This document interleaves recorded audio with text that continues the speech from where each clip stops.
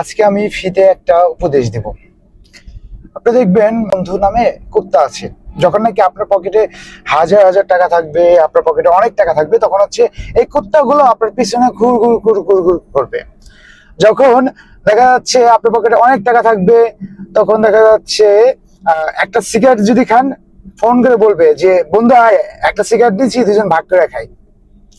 আর সেই বন্ধুটাই পল্টি নিবে কখন জানেন জানেন যখন নাকি আপনার বিপদ আসবে, আপনার বিপদের সময় সেই বন্ধুটাই আপনাকে কি আরো বিপদে ফেলবে। এটা হচ্ছে আমার সম্পূর্ণ বাস্তবতা অভিজ্ঞতা থেকে আমি বলছি। তাই অন্তত এটা আমি সব বন্ধু বলতেছি না, সব বন্ধুরাই খারাপ। কিছু কিছু আছে এরকম বন্ধু যারা নাকি কুত্তার সমতুল্য।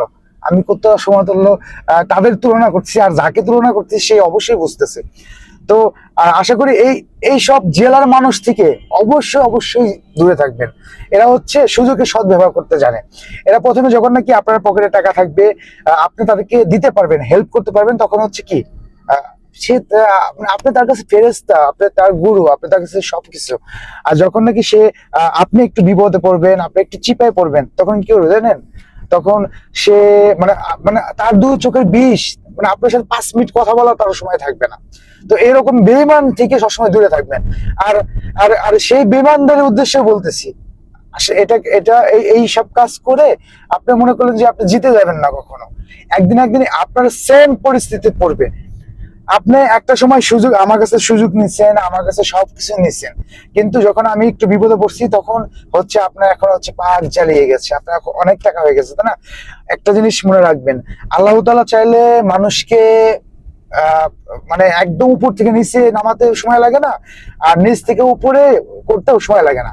তার জন্য এরকম এরকম হচ্ছে কিছু জেলার মানুষ, এরকম হচ্ছে কিছু জেলার মানুষ আছে, আমি নামগুলো উল্লেখ করছি না। এইসব বাটপাড়া হচ্ছে কুকুর, এটা বন্ধু বলবো না, এইসব কুকুরদের থেকে দূরে থাকবেন সবাই। ভালো থাকবেন। এই এই ছোট মেসেজটা দিচ্ছি।